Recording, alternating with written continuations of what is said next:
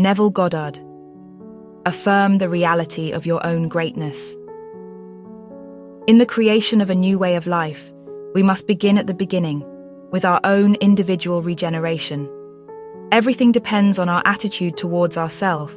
That which we will not affirm within ourselves can never develop in our world. This is the religion by which we live, for religion begins in subjective experience.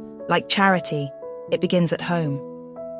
Be ye transformed by the renewing of your mind, is the ancient formula, and there is no other. Everything depends upon man's attitude towards himself. That which he cannot or will not claim as true of himself can never evolve in his world. Man is constantly looking about his world and asking, what's to be done? What will happen? When he should ask himself, who am I? What is my concept of myself? If we wish to see the world a finer, greater place, we must affirm the reality of a finer, greater being within ourselves.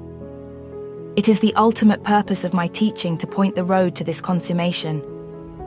I am trying to show you how the inner man must readjust himself, what must be the new premise of his life, in order that he may lose his soul on the level he now knows and find it again on the high level he seeks. It is impossible for man to see other than the contents of his own consciousness, for nothing has existence for us, save through the consciousness we have of it. The ideal man is always seeking a new incarnation, but unless we, ourselves, offer him human parentage, he is incapable of birth. We are the means whereby the redemption of nature from the law of cruelty is to be effected. The great purpose of consciousness is to effect this redemption. If we decline the burden and point to natural law as giving us conclusive proof that redemption of the world by imaginative love is something that can never come about, we simply nullify the purpose of our lives through want of faith. We reject the means, the only means, whereby this process of redemption must be effected. If, in our solitude, we experience in our imagination what we would experience in reality had we achieved our goal, we will in time become transformed into the image of our ideal. Be renewed in the spirit of your mind. Put on the new man. Speak every man truth with his neighbor. The process of making a fact of being a fact of consciousness is by the renewing of our mind.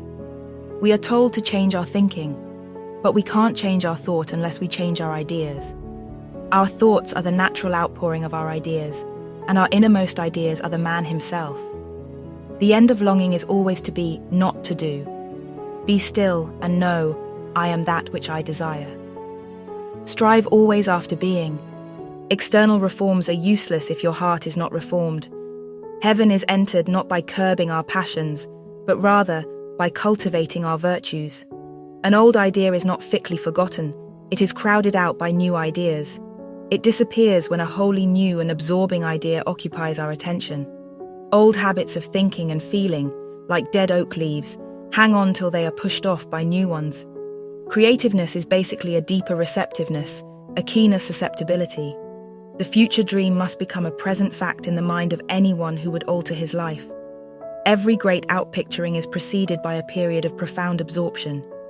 When that absorption is filled with our highest ideal, when we become that ideal, then we see it manifest in our world and we realize that the present does not recede into the past, but advances into the future. This is essentially how we change our future. A now which is elsewhere has for us no absolute meaning. We only recognize now when it is at the same time here. When we feel ourselves into the desired state here and now, we have truly changed our future. Discouraged people are sorely in need of the inspiration of great principles. We must get back to first principles if we are to speak with a voice that will kindle the imagination and rouse the spirit. Again, I must repeat, in the creation of a new way of life, we must begin at the very beginning with our own individual regeneration. Man's chief delusion is his conviction that he can do anything. Everyone thinks he can do, everyone wants to do, and all ask, what to do? What to do? It is impossible to do anything, one must be. It is hard for us to accept the fact that we of ourselves do nothing. It is especially difficult because it is the truth, and the truth is always difficult for man to accept. But actually nobody can do anything. Everything happens. All that befalls man, all that is done by him, all that comes from him. All this happens, and it happens in exactly the same way that rain falls, as a result of a change in the temperature in the higher regions of the atmosphere. This is a challenge to us all. What concept are we holding of ourselves in the higher regions of our soul? Everything depends upon man's attitude towards himself. That which he will not affirm as true within himself can never develop in his world. A change of concept of self is the right adjustment, the new relationship between the surface and the depth of man.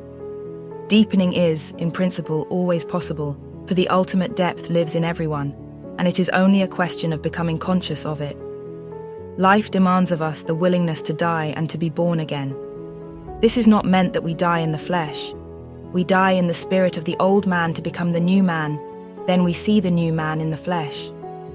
Subjection to the will of God is an old phrase for it, and there is, I believe, no new one that is better. In that self-committal to the ideal we desire to express, all conflict is dispersed, and we are transformed into the image of the ideal in whom we rest. We are told that the man without a wedding garment reaches the kingdom by cleverly pretending. He does not believe internally what he practices externally. He appears good, kind, charitable. He uses the right words, but inwardly he believes nothing. Coming into the strong light of those far more conscious than himself, he ceases to deceive. A wedding garment signifies a desire for union. He has no desire to unite with what he teaches, even if what he teaches is the truth. Therefore, he has no wedding garment. When we are united with the truth, then we will put off the old nature and be renewed in the spirit of our mind. Truth will strip the clever pretenders of their false aristocracy.